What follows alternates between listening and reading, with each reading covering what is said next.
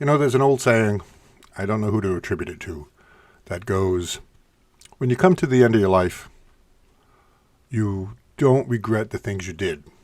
You regret the things you didn't do. And maybe there's some wisdom in that. And I have a regret. It's not a big one. It's a little one. But I'll tell you about it. First, let me do the introduction. Greetings, pilgrims. It's Will from stormthegastle.com. And the title of this vlog, podcast, whatever it is called Regret and the Stained Glass Night. I'll tell you the story of a regret I have. Oh, and I'll also tell you how I assuaged that regret, in a way. So this starts out a little bit negative here, but it actually ends on kind of a positive note. And it's a good life lesson, I think. Small, but nice life lesson. So about 10, 12 years ago, I'm really big into medieval stuff. You probably know that if you follow me. Knights and armor and swords, and I've made my own swords and knives and armor, and, I love that stuff. Well, anyway, in Worcester, Massachusetts, there used to be a museum called the Higgins Armory. And it was by a 19th century industrialist that specialized in steel who collected suits of armor and all kinds of wonderful things from the medieval period, weapons, pole arms. He was big on pole arms, armor for horses, and all kinds of stuff. Well, I had visited it 10, 12 years ago twice. I got pictures, and I'll put a link if you want to look at some of the pictures on my website. Well, anyway, that museum armory no longer exists. It closed down. Well, I had been on a mailing list with the armory, and then one day out of the blue, we had no idea they were closing down. One day out of the blue, I get a email from Sotheby's of London. It's an auction house, like a fancy one. And they said, we have received some of the items from the Higgins Armory that is now closed. And we are going to be auctioning it off. Would you like a full color catalog? So I said, yes. So I got a full color catalog in the mail of all the items from the armory that would be auctioned. And I'm like, well, listen, I'm just an average guy living in a depressed little mill town, But anyway, a lot of the stuff was like, wow, this is a fancy auction house, a lot of stuff. But in that, I went through that catalog very carefully. I found this one thing.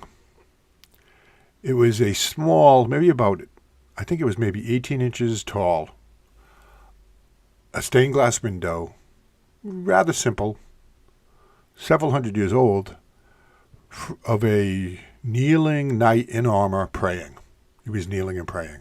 And I just fell in love with it. It just caught my eye.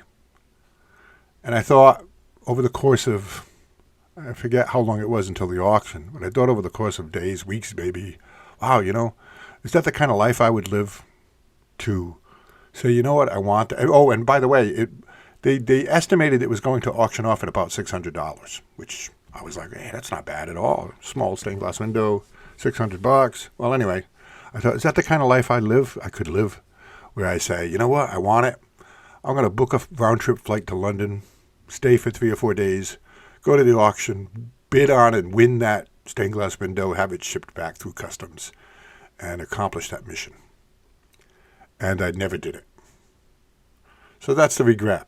And 10, 12 years later, it still has a little bit of a pang for me.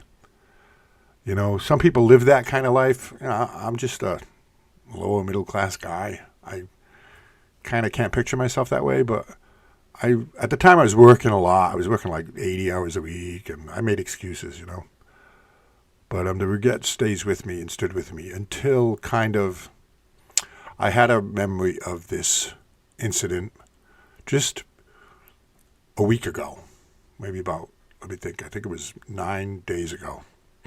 I was on a cruise ship. I took a short cruise to Canada. I got a really great, ridiculously inexpensive deal for it. So I was like, why not? I've only spent 1 day in Canada. I'll go see some of Canada. I'll experience a cruise ship, which never really appealed to me, but people rave about cruises. And I thought, maybe I'll take a cruise and just to be an experience in my life. Well, anyway, I was quite impressed. Cruise ships is really something special, so, and I'll do a video on that, or a podcast on that. But what I want to talk about is something that happened on the cruise ship.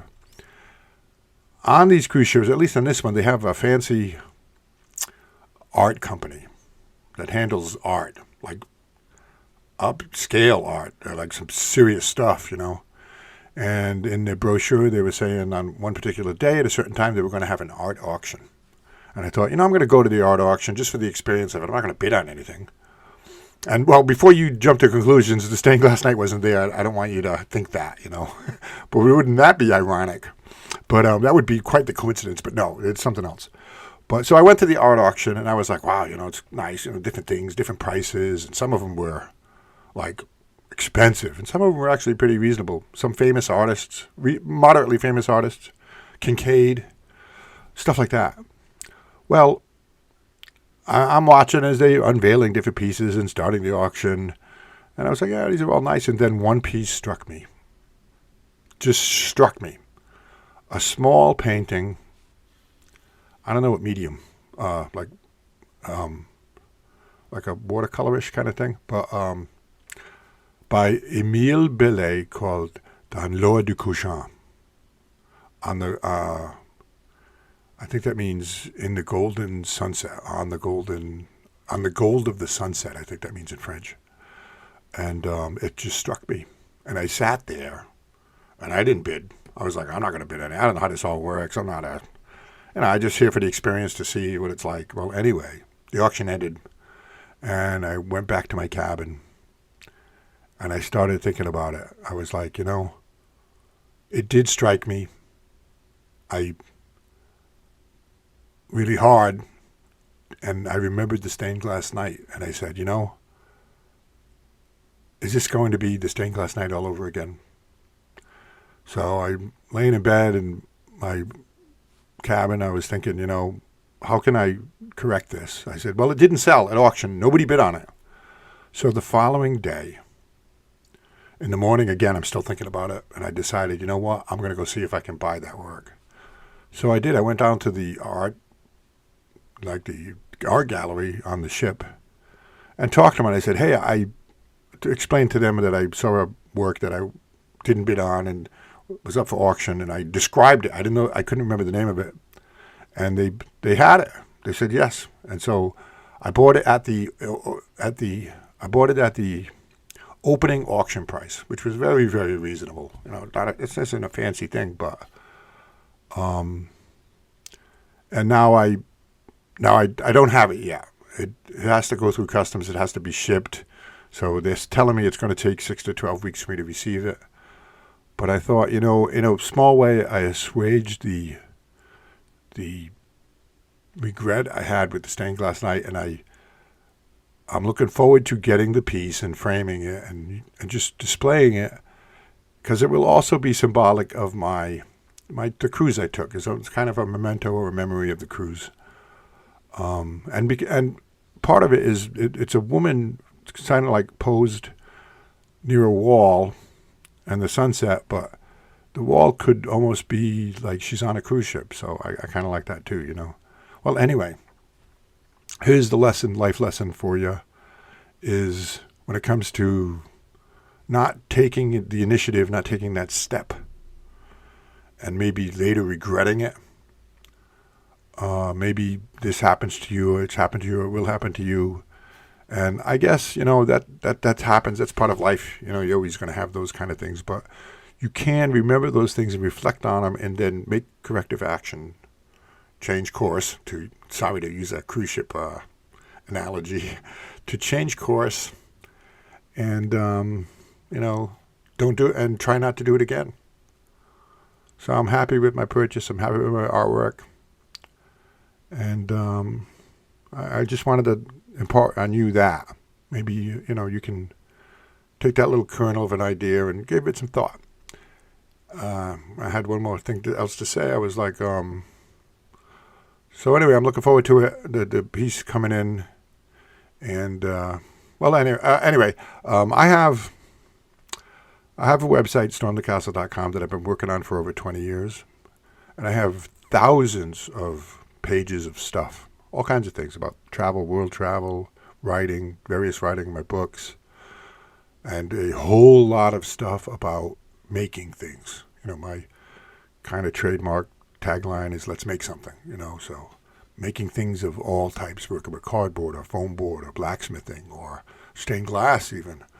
Or maybe that makes me think, maybe I could put this thing to rest if I made a stained glass kneeling and praying night. That might work. I can't find any pictures of that exact one. It may be in storage somewhere, or it may be in a collection somewhere. I don't know. But, and there's an off chance. There's an off chance, but it's a very slim chance that not all of the works went up for auction. And the auction house Sotheby's put out a press release saying they expected their stuff to sell, the stuff from the museum to sell for about $1 million, and it ended up selling for a little over $2 million. So I'm sure they were happy about that. But some of the stuff also went to the Worcester Art Museum in Massachusetts. So it didn't all get sold. So there's a small chance that they have the stained glass night there. Wouldn't that be kind of wonderful for me to go? I'm going to go to the Worcester Art Museum to check out some of the stuff they have on display for knights and medieval armor and things. And maybe I'll see that stained glass night. Now, it won't be for sale, but if it's there, I'll get pictures of it so I can make an exact copy for myself out of stained glass. Thank you very much. Give a hop on over to my website and take a peek around. Thank you.